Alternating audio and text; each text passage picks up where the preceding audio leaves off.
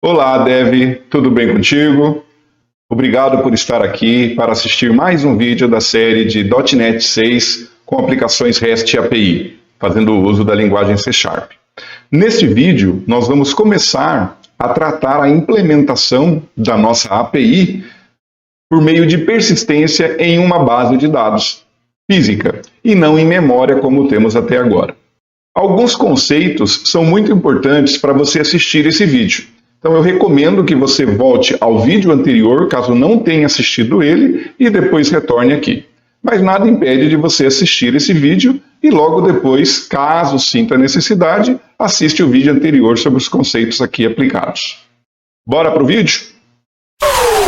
Vamos relembrar aqui um conceito sobre as nossas APIs em relação à persistência de dados, vista no vídeo apontado ali em cima. Caso você tenha dúvidas, você pode também recorrer a esse vídeo.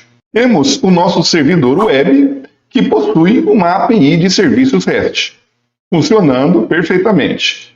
Temos os nossos clientes, que nós utilizamos aqui na playlist o Swagger, utilizamos o Postman e criamos uma aplicação específica para isso. Esse cliente consome o nosso serviço por meio de uma requisição GET do protocolo HTTP. A nossa API funciona em base a um controlador, que nada mais é que uma classe implementada em nossa plataforma.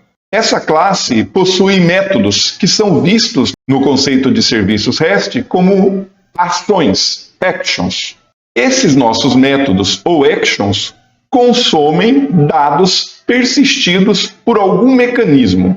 Após a obtenção desses dados ou o mapeamento desses dados para serem persistidos, nós temos o nosso modelo de negócio. Após a invocação ao mecanismo de persistência, esse método recebe um retorno da base de dados, que é então devolvido para o nosso cliente como um response, contexto normal, pelo protocolo HTTP. Nós temos alguns mecanismos para a persistência. O primeiro mecanismo que nós já utilizamos é o de memória. Nós mantivemos a nossa aplicação consumindo dados em uma coleção, poderia ser uma matriz, mas nós temos outros mecanismos. Poderiam ser arquivos físicos, arquivos de textos, arquivos XML, arquivos JSON, qualquer tipo de arquivo que possa ser escrito e lido, obviamente, por sua aplicação. Mas nós também temos base de dados, que podem ser relacionais ou não relacionais, seguindo o padrão NoSQL. Mas o que nós temos de problema em relação à nossa persistência em memória? Se o nosso servidor web cair, desligar, todos os dados que nós temos persistidos deixarão de existir e voltará ao seu estado original. Isso é muito ruim, o nosso cliente não quer isso. Então nós vamos fazer uso de bancos de dados e vamos optar pelo banco de dados não relacional. Como a nossa escolha em relação à base de dados será o NoSQL, que benefícios nós temos em relação a essa preferência? Primeiro, não há necessidade da utilização de esquemas para a base de dados. Não precisaremos criar um usuário específico, não precisaremos criar uma base de dados relacional, não precisaremos criar tabelas nem colunas, e muito menos fazer uso de instruções SQL. Mas isso daí, em alguns casos, pode trazer uma diferença em favor a bancos relacionais, ok? É preciso sempre estudar caso a caso. Nós temos baixa latência fazendo uso de NoSQL. Isso quer dizer que o nosso tempo de resposta pode ser menor em relação ao uso de banco de dados relacional. Temos também o ganho de performance. Em alguns casos, como o nosso escolhido, a performance é maior em comparação com o banco de dados relacionais. A escalabilidade é alta.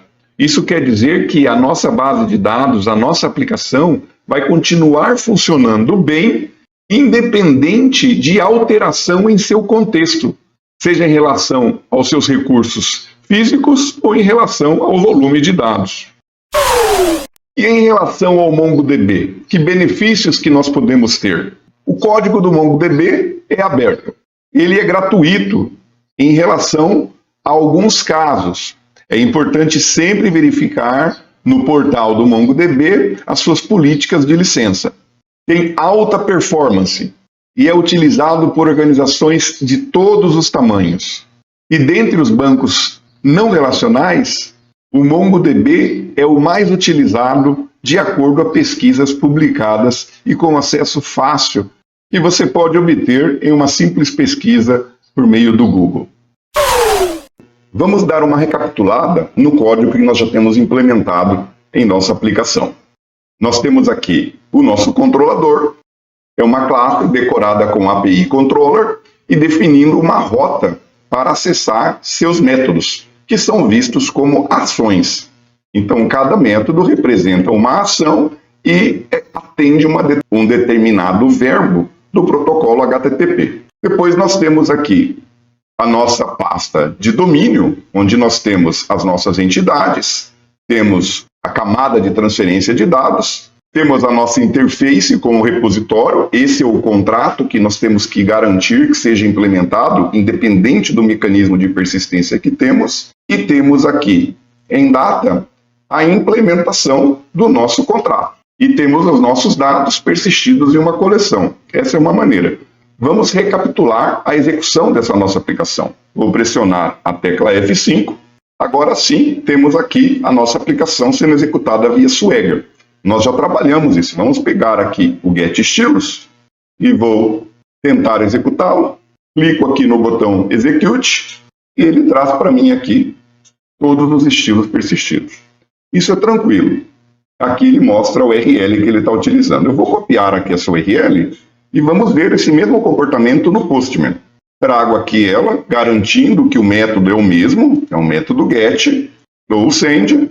Aqui ele está mostrando uma execução, que é a primeira vez que eu estou executando nesse equipamento, que é em relação ao SSL do .NET Core. Nós vimos isso em outro vídeo, como desabilitar, mas eu vou desabilitar isso aqui no Postman. E pronto, ele retornou aqui a execução para mim, tal qual o Swagger. Mas onde está, né, essa invocação a esse método? Nós temos aqui, no nosso controlador, esse método aqui, definido como get, e retornando tudo como se fosse um DTO. Nós temos aqui esse método de extensão, implementado aqui nessa classe, e já vimos em outros vídeos. Ou seja, temos tudo funcionando, mas persistindo na memória. E não é isso que nós queremos. Nós queremos fazer uso de persistência física por meio de uma base de dados, que será a MongoDB. Vamos então começar a implementação da nossa persistência na base de dados do MongoDB. Para isso, o primeiro ponto que a gente precisa é criar a classe que será responsável pelos métodos que desempenharão os serviços que nós já conhecemos aqui na implementação da persistência em memória. Nós vamos aqui em repositórios, então, e vamos criar um novo arquivo. Vamos chamá-lo de estilos repository mongodb.cs. Vamos verificar aqui o mesmo namespace e a mesma situação da declaração da classe. Vou trazer para cá, vou fechar apenas as chaves da classe e do namespace. E aqui eu vou mudar o nome dessa classe, né, para MongoDB. Preciso aqui importar a nossa interface e preciso agora criar os métodos do nosso contrato que estão na interface. Implementar a interface e todos os métodos estão aqui implementados, obviamente sem nenhum comportamento, mas nós já temos a nossa classe pronta para receber todo o código. O que nós vamos fazer agora é disponibilizar para a nossa aplicação o package responsável pelo MongoDB disponibilizado para a plataforma .NET. Nós vamos aqui no terminal digitar .NET add package mongodb.driver e pressionarmos Enter. Depois de um tempinho, temos esse package disponibilizado na nossa aplicação. Como é que nós vamos ver isso? Aqui no arquivo do projeto, nós podemos ver aqui a instalação desse pacote. Vamos então agora dar continuidade à implementação do nosso repositório. Nós vamos trabalhar com injeção de dependência. Ou seja, o nosso repositório vai ter que conhecer a base de dados no MongoDB em que ele vai executar a codificação presente nos métodos que vamos implementar nessa classe. Então eu preciso de um construtor para poder injetar a referência ao MongoDB. Estilos repository MongoDB. O MongoDB é um banco não relacional, um banco NoSQL. Então, as tabelas dele são vistas como coleções, tal qual mostrei na contextualização do vídeo anterior. Então, nós precisamos trazer para esse repositório um acesso à coleção dos dados referentes ao nosso estilo entity. Nós vamos verificar aqui, lembrando, na parte de memória, nós temos isso daqui, que é a nossa coleção, correto? Mas agora a nossa coleção é MongoDB seguindo o padrão NoSQL. Então eu venho aqui na minha classe, antes do construtor, e vou definir um método privado, read-only, porque ele vai ser inicializado apenas no construtor e depois ele não pode ter o dado alterado. Ele é do tipo iMongoCollection, que vai ser da nossa classe tipificada com a nossa classe estilo entity. E eu vou chamá-lo de estilos collection. Aqui eu vou precisar importar o iMongoCollection do MongoDB Driver. Pronto, já temos uma referência para a nossa coleção. Agora, no meu construtor, eu vou dizer o seguinte, ó, você vai receber um iMongoClient, eu vou chamá-lo de iMongoClient. Embora trabalhemos com uma base de dados não relacional, nós temos o conceito de base de dados. Então, precisamos de um nome para essa base de dados. E eu poderia fazer uso simples de uma string, de um literal. Mas eu posso usar esse valor em diversas partes do meu código. Então, é sempre interessante pensar em uma constante para isso. Eu poderia ter aqui na aplicação um arquivo específico para as constantes. E isso pode ser repensado depois. Mas no momento, para facilitar, eu vou colocar essa constante aqui na nossa classe do MongoDB. Ela será privada, uma constante, string, o nome dela vai ser database name, e o nome dela eu vou chamar aqui de dança comigo. Fecho aqui. Eu também preciso de um nome para coleção. Lembra, coleção é como se fosse uma tabela. Então eu preciso de um nome para a coleção que terá persistido no MongoDB os documentos dos estilos que eu vou manipular. Lembrando que os documentos são, no contexto NoSQL, como se fossem os registros em uma base de dados relacional. Então eu vou criar aqui uma nova constante, vou chamá-la de collection name e vou dar para ela o nome de estilos. Agora, no construtor, eu preciso ter acesso a essa minha coleção de documentos, porque eu vou manipular dados nela. Então, aqui dentro do construtor, eu vou pegar o iMongo Database, vou nomeá-lo aqui de Database, e vou atribuir para ele que o Mongo cliente me retornar com o método getDatabase, mas eu mandando para ele o meu database name. Então, nesse momento, eu tenho acesso à minha base de dados no MongoDB, mas eu quero a minha coleção. Então, eu vou ter aqui meu estilos collection, recebendo o que meu objeto agora database vai me retornar com getCollection, tipificada por estilo entity, e eu mandando para ele o meu collection name. Pronto, já tenho aqui a minha coleção disponibilizada no meu repositório. Então agora é hora da gente começar a trabalhar os métodos do repositório. E o primeiro vai ser o create. Nós vamos trabalhar aqui a implementação do create.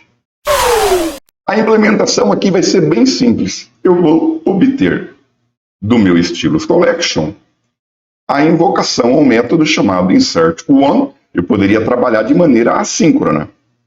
Isso é uma coisa a se pensar. De maneira assíncrona, às vezes, é bem melhor trabalhar, que evita congelamento da sua aplicação, né?